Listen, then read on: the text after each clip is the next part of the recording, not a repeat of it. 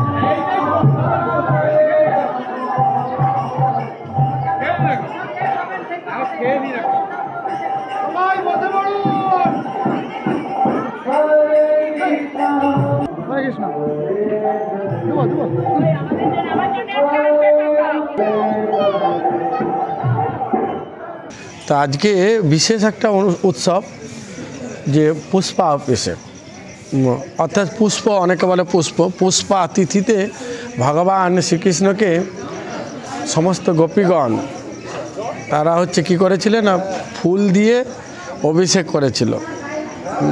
সেটা কুসুম সরোবর, বৃন্দাবনে রাধাকুণ্ড পরেই কুসুম সরোবর পরে, যেই কুসুম সরোবরে গোপীরা প্রতিদিন জল আনতে আসে এবং পুষ্প চয়ন করেন।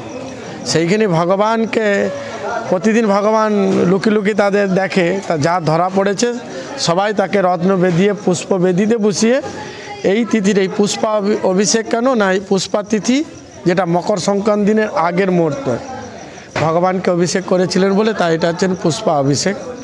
আর তার সাথে সাথে শীতে যেহেতু পিঠাপুরি পায়েস জগন্নাথের খুব প্রিয়, তাই আমরা একসাথে দুইটা উৎসব পালন করেছি। আমার নাম আনন্দময় গোবিন্দ দাস, এই মন্দিরের অধ্যক্ষ। আমার ডান দিকে আছেন আমার সভাপতি